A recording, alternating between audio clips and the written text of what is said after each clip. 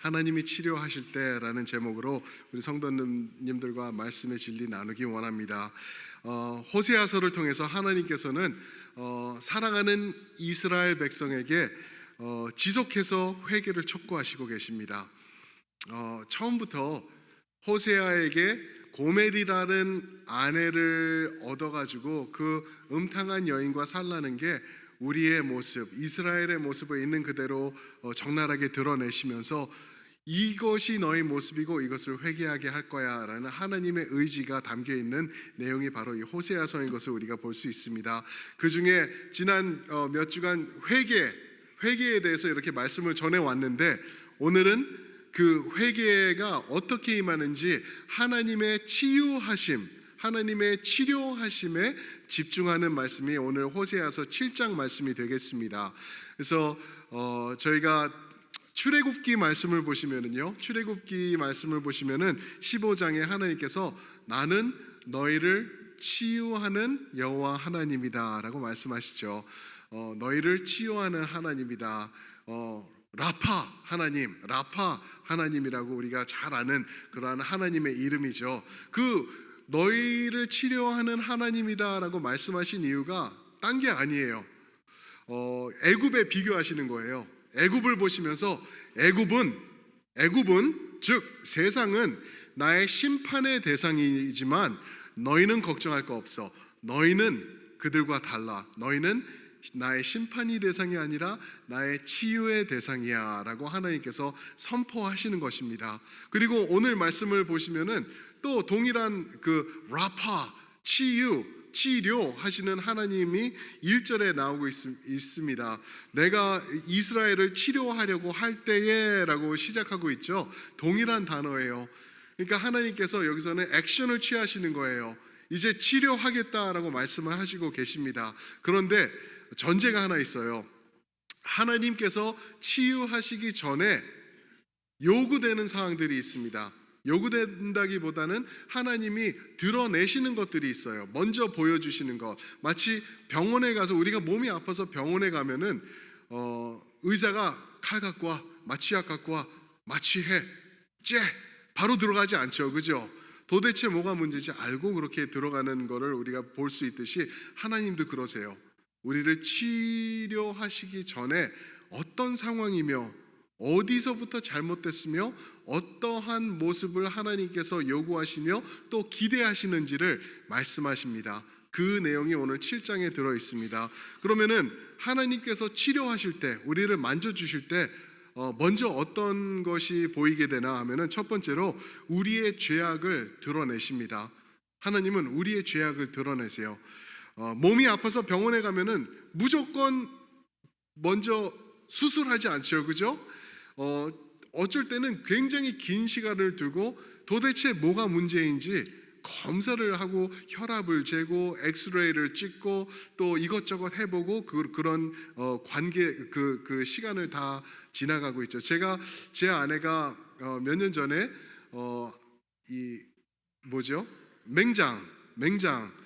맹장이 문제가 생겼어요. 그래갖고 너무 배를 아파하는 거예요. 배가 아픈데 뭐 말을 못 하더라고요. 그래갖고 이거 진통제를 먹어야 되겠구나 하고 진통제를 많이 줬어요. 근데 이게 가시지가 않는 거예요. 그래가지고 여기 어디죠? 에빙턴에 있는 거기 그 응급센터를 가가지고 와이프가 아파하니까 약 좀 주면은 좋겠다. 내 약 갖고는 안 된다. 조금 더 센 거, 확실한 거, 그거를 좀 아내한테 먹여줘서 우리 집에 가면 안 될까? 그랬더니 뭔 소리냐고 여자 의사가 저한테 막 난리를 치는 거예요. 싫으면 말고 왜 소리를 지르지? 그랬더니 이 아픈 거를 약으로 덮어버리면 큰일 난다죠. 정확히 뭐가 뭔지는 모르니까 지금 ER로 당장 가라고 그래서 ER 가니까 맹장이더라고요. 큰일 날 뻔했어요. 그래서 아내가 그래서 가서 검사 다 받고 그리고 수술에 들어가는 그것까지 보고 그랬던 기억이 있습니다. 하나님도 똑같으세요. 1절 한번 보세요. 1절 말씀 보시면은 내가 이스라엘을 치료하려 할 때에 에브라임의 죄와 사마리아의 악이 드러나도다. 그들은 거짓을 행하며 안으로 들어가 도둑질하고 밖으로 떼지어 노략질하며. 하나님이 expose 하겠다라고 말하고 있는 거예요. 내가 이스라엘을 치료할 때 그들의 죄를 드러내겠다. 우리는 지난주에 제가 잠깐 말씀드렸지만 죄가 있으면 자꾸만 감추려는 그러한 성향이 우리에게 있어요. 우리 조상 때부터 이건 집안 내력인 것 같아요. 죄진 다음에 나뭇가지에 숨어서 하나님 뒤에서 숨으려고 이렇게 하는 아담을 봤죠. 다윗도 그랬고요. 살인까지 해가면서 숨기려고.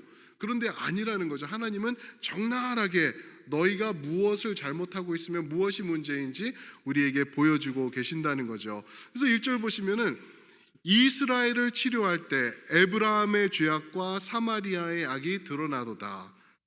이스라엘, 에브라임, 사마리아 이 세 군데를 말하는 것 같은데 다 한 군데예요. 북이스라엘 가운데 제일 큰 지파가 에브라임 지파였죠. 그래서 북이스라엘을 말할 때 에브라임아라고 말하기도 한다 그랬죠. 그죠? 근데 그 에브라임 안에 수도가 있는데 그게 바로 사마리아. 그러니까 하나님께서 정확하게 디테일하게 찔러 들어가고 계시는 거예요. 너희야, 너희. 다른 사람 아니야. 너희를 말하고 있는 거야 라고 말하면서 죄를 드러내시고 계시죠. 어떤 죄라고요? 거짓, 그리고 도둑질, 노략질 이런 거를 말씀하고 계세요. 아마 이런 말씀을 접했을 때 그 북이스라엘 백성들은 하나님 앞에 아마 따졌을 것 같아요. 우리가 언제 도둑질합니까? 그건 나쁜 사람들이라 하는 거지 우리는 도둑질하지 않습니다. 그렇게 하면서 하나님 앞에 아마 대들었을 수도 있을 것 같아요. 그랬을 때 2절에 그렇게 말씀하시죠. 내가 다 보고 있는데 다 기억하는 거를 그들은 까먹었다. 잊었거늘이라고 말씀하십니다. 하나님 앞에 숨길 게 없다라고 말씀하고 계시는 거예요. 여러분들과 제가 죄 지으면은 나만의 죄가 아니에요. 하나님 앞에 적나라하게 드러나고 있는 죄인 것을 우리에게 말씀하고 계십니다. 근데 우리는 하나님은 눈에 안 보이니까 내 옆에 있는 사람이 우리 순장님이 우리 찬양대가 나를 볼 때 그거 모르면은 그러면은 돼. 이런 모습으로 나아가고 있는 아주 문제 심각한 모습으로 우리가 하나님 앞에 서 있다는 거죠. 시침이 딱 대고 앉아 있으면은 nobody knows. 아니요.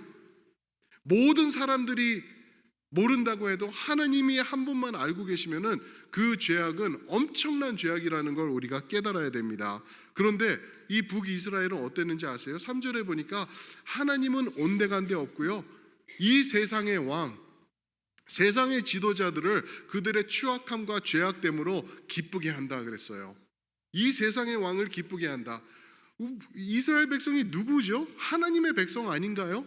하나님께서 그 많은 사람들 중에서 택함 받은 하나님의 백성이 하나님에게 집중하며 하나님의 기쁨의 도구가 되어야 될 이스라엘 백성이 하나님은 온데간데 없고 세상의 왕들을 악함으로 기쁘게 하고 있다라고 말하고 있는 것입니다. 근데 더 나아가서 7절에 보시면은 이런 말씀이 있죠. 그들 중에는 내게 부르짖는 자가 하나도 없도다. 저는 이런 말씀 들을 때 너무나 무서워요. 왜냐하면은 이 말씀이 2700년 전의 말씀 그들에게 적용되고 끝나고 우리와는 무관한 말씀이 아니라는 걸 알기 때문에 그래요. 그 사람 하나님이 그 북이스라엘 이런 모습을 가지고 있는 사람들 향해서 그들 가운데 나를 찾는 자가 하나도 없도다 그랬어요. 이 말씀은요 우리에게도 정확하게 똑바로 직설적으로 적용되는 말씀이기 때문에 몹시 두려워요. 만약에 이 말씀이 우리 첼트넴의 이마에서 지금 제가 이 말씀을 전하고 있지 않습니까? 이들 가운데 하나님을 찾는 백성이 하나도 없도다. 그러면 아마 여기서 따지시는 분들도 계시고 무슨 말씀이 내가 여기 와서 예배도 하고 있고 기도도 하고 헌금도 하고 봉사도 하는데 그러실 거예요. 그러나 하나님이 보실 때 하나님의 뜻하신 대로 하나님을 섬기는 자가 하나도 없다라고 말씀하시면 그게 얼마나 무서운 말씀일까 생각해 봅니다. 한 명도 회개하는 자가 없다는 거예요. 한 명도 없다는 거예요. 무섭지 않으신가요? 근데 회개하는 거 부르짖는 자가 없다는 건데 14절 말씀을 보시면은 약간 상반되는 말씀 비슷한 게 있어요. 14절 말씀 제가 한번 읽어드리겠습니다. 성심으로 나를 부르지 아니하였으며 오직 침상에서 슬피 부르짖으며 침상에서 슬피 부르짖으며 곡식과 새 포도주로 말미암아 모이며 나를 거역하는도다. 이거 뭐지? 침상에서는 부르짖네. 하나님을 찾네. 나도 침대에서 피곤할 때 일어나지 않고 침대에서 하나님 주여 말씀도 보고 거기서 기도도 하는데 그 내용이 아니라는 거예요.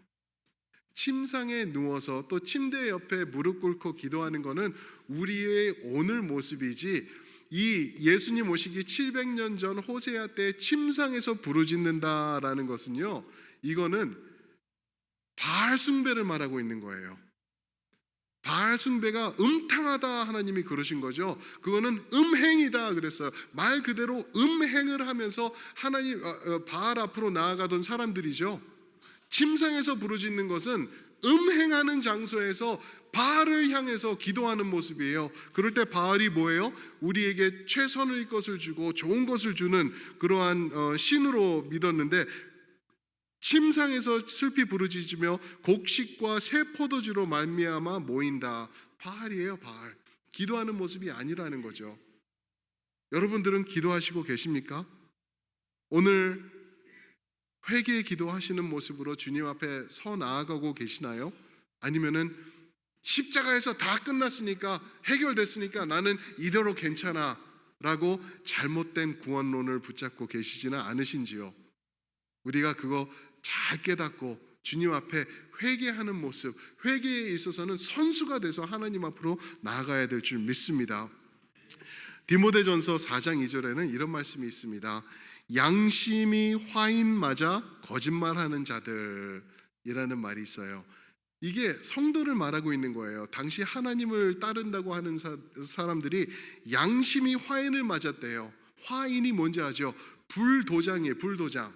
소에다가 이렇게 칙 해서 칙 하는 거 있죠. 그런 거, 양심에 그런 거로 쫙 맞아가지고 우리가 양심이 가책이 없어진 거를 말하고 있죠. 근데 오늘 말씀 보시면은 4절, 6절, 7절에서 지속해서 하시는 말씀이 달구어진 화덕 같도다 그랬어요. 뜨거워서 아무것도 느끼지 못하는 그러한 모습으로 나의 백성들이 나를 떠나가 있다라고 말하고 있는 것입니다. 하나님이 우리를 만져주고 계시지만 너 그거 잘못됐지?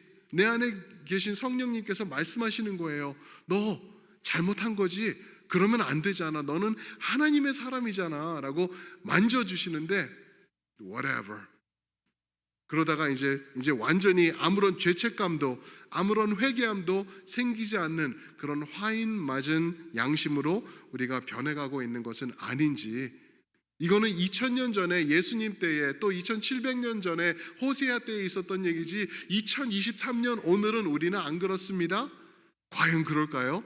우리 심각하게 생각해 봐야 되는 줄 믿습니다. 하나님은요, 우리의 죄악을 드러내세요. 조용한 가운데 하나님 앞에 무릎 꿇고 하나님, 내 자신을 살펴주시옵소서, 내 자신을 확인해 주세요. 나 잘못한 거 있으면은 회개시켜 주시옵소서, 그 기도를 하셔야 되는데요, 회개를 안 하던 화인 맞은 모습으로 있다가는요, 이게 오래 갈 거예요. 그러니까 하나님께서 그 마음 주실 때까지 그 자리 떠나시면 안 돼요.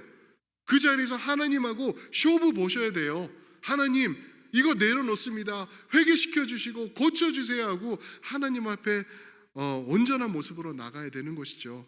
그렇게 우리의 죄악을 드러내신다 그러시죠. 두 번째로는 우리의 반응을 주목하세요. 하나님께서 우리의 반응을 주목하시면서 어떻게 우리가 반응할지 우리에게 말씀해 주십니다. 하나님의 드러내심 앞에 이스라엘은 어떻게 반응했는지 우리 10절 말씀 한번 보실까요?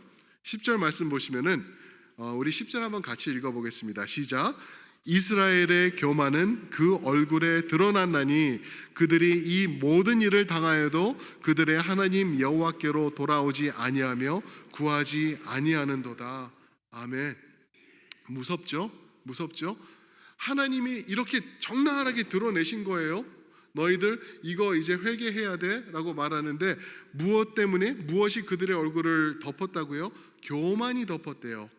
이 표현은 5장 5절에서도 한번 이미 말씀하신 거예요. 얼굴에 교만이 가득했다는 거예요. 하나님 앞에서 교만한 모습으로 하나님께 돌아오지 않는 모습을 말씀해 주고 계시는 거죠.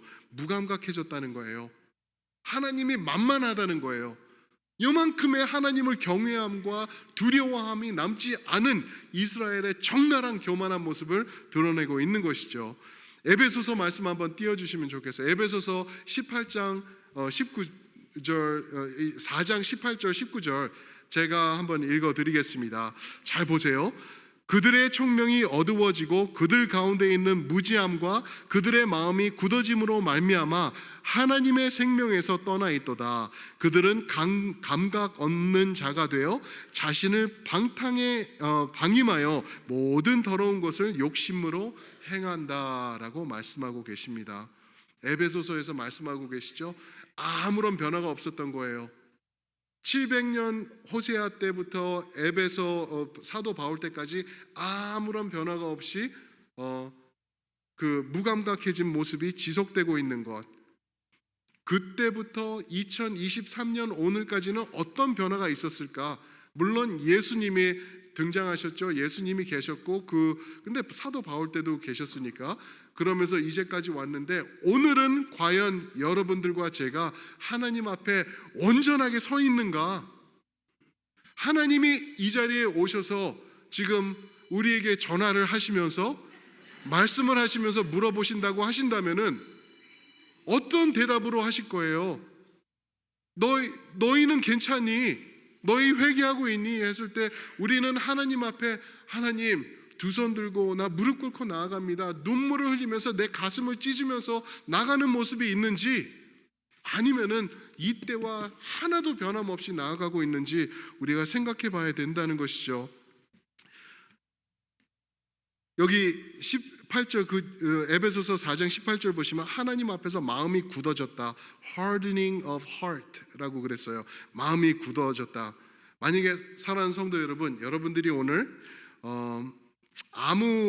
아무런 꺼리낌 없이 하나님 앞에 서 계시는데 죄가 내 삶에 있는 죄가 있다는 걸 아시잖아요. 그런데 아무런 죄책감이 없고 꺼리낌이 없다라고 하면은 그거는 죽음을 향해 달려가는 여러분들이라는 것을 말씀드리고 있습니다. 어떻게 그렇게 될 수 있을까? 어떻게 우리 중에 이제는 죄책감을 느끼시는 분들도 없을 수 있어요. 너무 죄 가운데 있었기 때문에. 죄책감이 왜 없어지는 줄 아세요? 하나님의 백성이면 우리가 새롭게 태어나야 되는 거잖아요. 새롭게 태어났어요. 이제 새로운 영원한 생명을 받은 사람으로 우리는 정말 이제는 다시 살아났어요. 그런데 성도, 그런 살아난 성도인데 어느 순간부터 죄책감이 없다? 왜 그러냐 하면은 그 이유가 뭐냐 하면은 오늘 에베소서 4장 18절에서 말씀하세요. 하나님의 생명에서 떠나 있도다 그랬어요. 하나님의 생명에서 떠나 있도다. Separated from God's love, God's life. 하나님의 생명에서 떠나 있기 때문에 생명에서 떠나 있다는 건 무슨 말이죠? 죽었단 말이에요. 죽었단 말. 그런 가운데 있기 때문에 죄를 져도 죄책감도 없고 남을 힘들게 해도 아무런 불편함이 없고 하나님의 뜻에 벗어나가지고 과부와 고아를 돌아보지 않고 그냥 내 욕심 채우기만 급급하면서 살아도 아무런 죄책감이 없다? 하나님의 생명에서 떠나 있도다. 그것이 문제라는 것입니다. 심각하게 받으셔야 되는 말씀이죠. 심각하게 받으시면서 이거를 되돌아보시길 주님의 이름으로 축원합니다. 지난 주일날 저희가 이제 고등학교 때부터 친구로 이제 같이 자란 친구가 있어요. 우리 친구 중에서 결혼을 제일 일찍 했어요. 그런데 그 친구의 그 아내도 이제 친구죠. 그 친구의 아내가 하나님 품에 안겼어요. 지난 주일날. 그래서 주중에 제가 목요일날 텍사스로 가가지고 제가 장례를 인도하고 왔어요. 저한테 죽기 전에 좀 몸이 괜찮을 때 그런 부탁을 했거든요. 장례를 좀 해달라고. 뭔 소리냐고, 빨리 나와야지 그랬는데 너무 시간이 빨리 왔어요. 급하게 와가지고 지난 주일날 하나님 품에 안겼습니다. 암이었어요. 암이 있었는데 아무렇지도 않고 굉장히 행복한 가정에서 하나님 사랑하며 그렇게 살던 친구들이에요. 근데 암이 왔는데 힘들어지고 아파지고 그래서 병원에 가니까 이제 암이었다고 그래요. 그래서 이제 결국에는 그 암 때문에 죽은 거죠. 암이 왜 무서운지 아시죠? 그죠? 암이 무서운 게 약이 없어서 무서운 게 아니에요. 암이 왜 무섭냐면은 우리 몸에 있는데 내가 무감각한다는 거예요.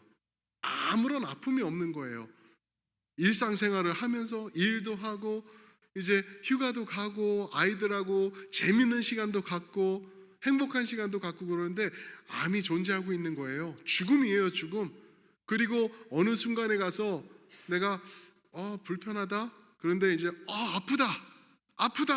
그래가지고 병원 가면 too late. 오늘 우리 성도님들이 하나님 앞에서